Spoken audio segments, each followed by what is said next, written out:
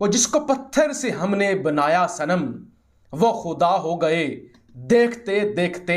दफ्तर खारजा के हवाले से हमें कंफर्म भी की गई थी कि इस वक्त कोशिशें जारी हैं कि 23 मार्च की परेड के चीफ गेस्ट सऊदी अरब के वली अहद मोहम्मद बिन सलमान हों। दौरा बड़ा तारीखी होने वाला था, लेकिन इसके अंदर अब एक बहुत बड़ा मसला बन चुका है और मुल्क में सियासी अदम इस्तेहकाम के बायस अहम बरादर मुल्क के सरबराह की इस्लामी ताउन तंजीम इजलास में आमद खटाई में पड़ चुकी है। और इस सब के अंदर अपोजिशन की वज़ीर आज़म के खिलाफ तहरीक अदम एतमाद के बायस ज़राए का कहना है कि OIC इजलास में वफ्द शिरकत करेगा, जबकि शहजादे की आमद इस वक्त तकरीबन आप उसे कैंसिल समझें। अच्छा नाज़रीन, ये वक्त जो है सबको पता है कि बहुत नाजुक है। हाल एक होता है ना कि एक दिन बाद तब्दील होगी, 2 दिन, अब तो घंटे की बाद भी लम्हा बा लम्हा सूरत हाल जो है ना तब्दील हो रही, कि लम्हा बा लम्हा सूरत हाल में तब्दीली नजर आ रही। नहीं, घबराहट का शिकार नहीं है ये जो है अपना बुखलाहट का शिकार नहीं है, घबराहट का शिकार है। वो कहते थे घबराना नहीं, अब खुद बहुत ज़्यादा घबराए हुए हैं। जय हिंद, स्वागत है आप सबका दी तथ्य न्यूज़ में। साथियों, पाकिस्तानियों को ये चाहिए कि जहां पूरी दुनिया जूझी पड़ी है, दरवाजे पर खड़ी है विश्व युद्ध, तीसरे विश्व युद्ध के, अमेरिका और सऊदी अरब के बीच में इतनी उठापटक चल रही है। सऊदी अरब के जो मोहम्मद सलमान है वो अमेरिका का फ़ोन नहीं उठा रहे। इतनी दोनों में इस समय खींचातानी हो गई है कि कभी भी कैसा भी हो सकता है। सऊदी अरब इस बात से डर रहा है कि कहीं UAE की तरह कभी भी बीती रात को एकदम से रातों रात खबर है कि हमारे ऊपर भी जो है वो FATF ग्रे लिस्ट में नाम को डाल दिया जाए। ये चाहते हैं कि इनके OIC का जो मीटिंग हो रही है इस्लामाबाद में, उसमें मोहम्मद बिन सलमान आए और आ करके इनको जो है वो कश्मीर का थोड़ा रोना धोना रो देंगे, कश्मीर का, फ़िलिस्तीन का, और वो इनको चेक काट के दे जाए। सपने तो टूट गए। बहरहाल पूरी चीज़ क्या है उधर हम चलते हैं। आप चैनल को सब्सक्राइब करके बेल आइकन दबा लें। जो कि ऑप्रेसिव सूरत हाल से दो चार हैं, जो कि ऑक्यूपेशन फोर्सेस की जद में हैं, उन्हें इंसाफ मिल सके, बिलखसूस मकबूजा जम्मू कश्मीर और फ़लस्तीन। चुनाचे हमने इस इजलास की एक थीम मुंतखब की है और वो थीम है partnership for unity, justice and development. ये है, अगर 3 अल्फाज में मैं कहूं तो ये 3 जुमले परो देते हैं पाकिस्तान की सोच को। मैंने इंटरनेशनल कम्युनिटी को उनकी जिम्मेदारियों का एहसास दिलवाया है, जो हमेशा जो ऐसे मामलात पर, ऐसे हसास मामलात पर जो वो गाहे बगाहे नशस्तें भी मुनक्कद करते हैं, समिट्स भी मुनक्कद करते हैं और दुनिया में कंसेंसस बिल्डिंग का अपना किरदार अदा करते हैं, कि ये एक वाकया रूनुमा हुआ है। दुनिया की आंखों से ओझल क्यों हो रहा है और खामोशी है, तो इस खामोशी का अंजाम क्या हो सकता है? नाज़रीन किराम, इस वक्त मुल्क के अंदर सियासी दर्जा हरारत तो अपने उरूज पर है और सियासी अदम इस्तेहकाम और मुल्क के अंदर जो एक डिस्टेबलाइजेशन की तरफ बढ़ते हुए कदम हैं, वो सारी की सारी चीज़ें एक जानिब, लेकिन कुछ बहुत बड़ी पॉलिटिकल हैपनिंग्स रात गए हुई हैं और इसके अंदर अब PTI की जो फ्रस्ट्रेशन है या गुस्सा आप कह लें, और उनके बिल्कुल उनका जो बॉडी लैंग्वेज और उनके अल्फाज हैं वो इस वक्त जारहाना है। यानी कि इमरान खान की टीम जो है वो मुकम्मल तौर पर अब सीधी हो चुकी है और वो भी इस वक्त एक बड़ी इनिंग्स खेलना चाह रहे हैं। इंडिया के हवाले से उसने किस तरह से पाकिस्तान को प्रेशराइज़ करने की कोशिश की और मोहम्मद बिन सलमान ने क्या इनकार किया। उससे पहले मैं आपको ये बता दूं कि तहरीक लब्बैक एक मरतबा फिर एक्शन में आई है और TLP के सरबराह हाफिज़ साद हुसैन रिजवी का कहना है कि हुकूमत कबल अज़ वक्त इलेक्शन का ऐलान करके सियासी बहरान का खात्मा करे। तो TLP ने भी मुतालबा कर दिया है। राय का कहना है कि इस पूरी की पूरी सूरत हाल के अंदर मैं आपको ये बताऊं कि मुल्क में सियासी अदम इस्तेहकाम के बाइस भारत ने भी एतराज़ लगाना बेहतर समझा कि कश्मीरी क़यादत को आप लोग क्यों बुला रहे हैं। भारत से कहते हैं कि वो OIC की कॉन्फ्रेंस के अंदर रुकावटें बंद करे। ये पाकिस्तान के दफ्तर खारजा का ऑफिशियल और सरकारी मौक़िफ़ है। दफ्तर खारजा के हवाले से हमें कन्फर्म भी की गई थी कि इस वक्त कोशिश कोशिशें जारी हैं कि 23 मार्च की परेड के चीफ गेस्ट सऊदी अरब के वली अहद मोहम्मद बिन सलमान हों।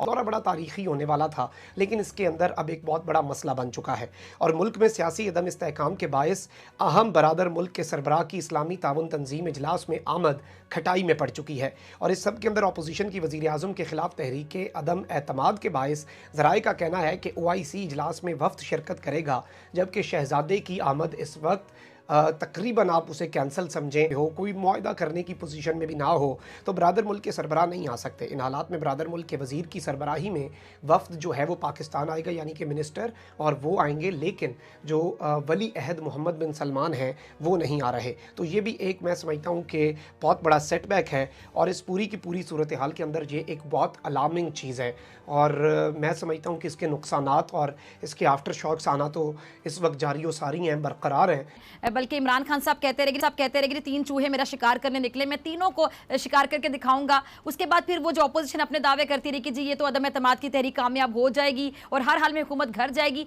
अब सिचुएशन आपको क्या नजर आ रही है अभी? अच्छा लगा रही साहब, ये जो शेख रशीद साहब मशवरा दे रहे थे सिंध में गवर्नर राज लगाने का, इस मशवरे को आप कैसे देख रहे हैं? नहीं, गवर्नर राज लगाने का कोई जवाज हो ना तो उसका क्या होगा? वो सुप्रीम कोर्ट में मामला जाएगा। वो तो ऐसे नहीं लगा सकते ना। आप वो असम्बली रेजोल्यूशन पास करे, सेंट्रल असम्बली का रेजोल्यूशन पास करेगी कि हमारे पास जो है आप आए हमारे सूबे में मार्शल लॉ लगा दें। कत्ता ऐसा नहीं है। और गवर्नर राज लगाना कोई आसान सी बात है कि ऐलान कर देंगे वजीर आजम साहब के मैंने गवर्नर राज लगा दिया, वो नहीं कर लगा। नहीं, घबराहट का शिकार नहीं है ये जो है अपना बुखलाहट का शिकार नहीं है, घबराहट का शिकार है। वो कहते थे घबराना नहीं, अब खुद बहुत ज्यादा घबराए हुए हैं। वो जिसको पत्थर से हमने बनाया सनम वो खुदा हो गए देखते देखते, वो जो पता पूछते थे हमसे कभी वो लापता हो गए देखते देखते। तो कल तक जो खान की मिन्नतें और तरले कर रहे थे टिकट के लिए, आज वो खान को मुश्किल वक्त में छोड़कर जा चुके हैं। सबसे बड़ी और अफसोसनाक बात यह है कि वो लोग छोड़कर गए हैं जिन्होंने जो इलेक्शन लड़के नहीं आए थे, जिन पर खान साहब ने नवाजिशात की, जिनको इज्जत दी। ये होते हैं सस्ते और छोटे लोग कि जिन पर आप नवाजिशात करते हैं और आपके साथ वो जिस तरह का सलूक करते हैं। अब जी इस वक्त अंपायर के साथ जी फजलुर रहमान साहब के मामला तय हो चुके हैं और अंपायर के साथ फजलुर रहमान साहब की मुलाकातें भी हो रही हैं। ये कुछ खबरें आ रही हैं कि मौलाना फजलुर रहमान इस वक्त अंपायर के साथ मिल चुका है या अंपायर इस वक्त मौलाना फजलुर रहमान के साथ मिल चुका है और उनके आपस में मामला तय हो चुके हैं। नवाज इस सारे मामले के अंदर फ्रंट फुट पे आ रही हैं। बिकने वाले अरकान के घरों या उनकी फैमिली को खतरा हुआ तो मरियम नवाज की शेर जवान फोर्स उनकी सिक्योरिटी करेगी। मुस्लिम लीग नून का फैसला कि जो बिक चुके हैं ना, जिन्होंने ज़मीर की आवाज़ सुनी और जो इस वक्त कौम के हीरो हैं, यह कहा जा रहा है नून लीग की जानब से कि ये कौम के हीरो हैं, वो ज़मीर फरोश भगोड़े आस्तीनों के सांप, उनकी सिक्योरिटी करने का एक वीडियो सामने आई है। सिंध हाउस से एक वीडियो वायरल हुई है।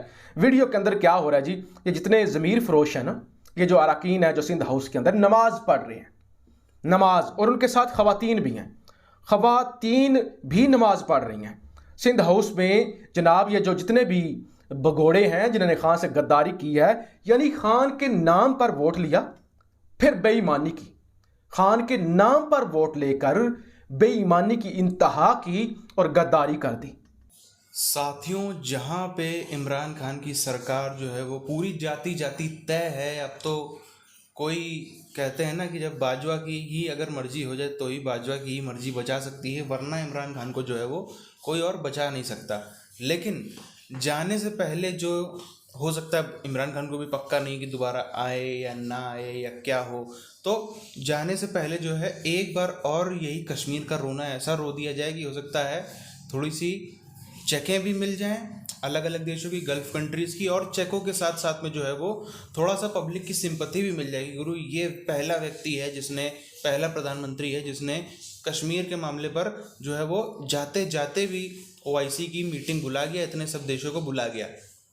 अब जितने ख़ास तौर पर गल्फ़ कंट्रीज़ हैं या फिर हम सेंट्रल एशिया वाले जितने भी इस्लामिक कंट्रीज़ को देख लें तो इस समय कोई भी एक, खाली जो इधर वाले 2-3 हैं, सिंगापुर हो गया, इंडोनेशिया हो गया, खाली यही थोड़ा दूर है, वरना इनको 2-3-4 को छोड़ दें हम तो बांग्लादेश जैसे हो गया, इनको छोड़ दें तो बाकी कोई कंट्री ऐसा नहीं है जो इस समय वर्ल्ड वॉर की वजह से जूझ ना रहा हो, झेल ना रहा हो, उसमें परेशानी ना झेल रहा हो, किसी ना किसी तरफ से पिस रहा हो, रशिया उसको पीस रहा हो, चाहे अमेरिका उसको पीस रहा हो, हर देश की वही स्थिति है। और ख़ास तौर पर तुर्की हो, सऊदी हो, ये सब तो एकदम ही जिसको कहते हैं कि हिट लिस्ट पे हैं, तो एकदम ही रडार पर हैं इस समय अमेरिका के। सऊदी की जिस तरीके से अमेरिका के साथ में इस समय रिलेशन जा रहे हैं कि वो फ़ोन नहीं उठा रहा, बात चल रही कि अमेरिका फ़ोन कर रहा है, जो मोहम्मद बिन सलमान है वो फ़ोन नहीं उठा रहा है, तो इन सब वजह से उनकी अपने इतने दिक्कतें हैं, अपनी उनकी इतनी समस्याएं चल रही हैं, कब ग्रे लिस्ट हो जाए, कब क्या हो जाए, कब कैसी हालत हो जाए पता नहीं, खुद को होश नहीं है। इनको चाहिए कि ये अभी भी पूरी दुनिया जंग में लड़ी है, इनको यहाँ पे ऐसी सी बात करनी है यहाँ करके, तो मना ना हो तो फिर क्या हो। और जाते जाते प्रधानमंत्री के साथ में जितने भी देश हैं, बहरहाल कोई भी बड़ा अफसर नहीं आ रहा है, सब ने अपने जो छोटे मोटे टटपुंजे से छोटे मोटे अफसर लोग हैं उनको भेजा, या फिर एकदम जो छोटे लेवल के नेता हैं उनको भेज दिया कि जाओ इसी बहाने थोड़ा वहाँ पे जो है वो पाकिस्तानी थोड़ा चिकन विकन खाया ना, थोड़ा घूम फिर आना, वहीं थोड़ा इस्लामाबाद में थोड़ा सा फ़ोटो वोटो खिंचा लेना और वापस चले आना। ये तो पूरा मामला है। और इसी के साथ साथ में ये जैसे हम लोग ने बात करी है, जाते जाते इनका आखिरी कोई बड़ा इवेंट होगा इमरान खान का जानने से पहले, इनकी सरकार बच नहीं रही है, इनकी सरकार में भी पूरा इनके ऊपर जो है वो लगा हुआ है, इनके खुद के वो भाग रहे हैं, कह रहे हैं गवर्नर हाउस लगा, गवर्नर रूल लगा दो, ये कर दो, वो कर दो, वो उधर अपनी भीड़ लेके कराची से इस्लामाबाद आया है बिलावल भुट्टो, ये उधर कराची में घूम रहे हैं, सिंध हाउस पे रुके हैं, सिंध हाउस को कमांडोज ने घेर लिया है, कहीं मौलाना फजलुर रहमान है वो संसद पे, इनकी पाकिस्तानी संसद पे हमला कर रहा है, ये स्थिति है इनकी देश की। और ये बात कर रहे हैं पीस की, इनका कहने के हिसाब से, इनके हिसाब से कि ये पीस चाहते हैं फ़िलिस्तीन में और कश्मीर में।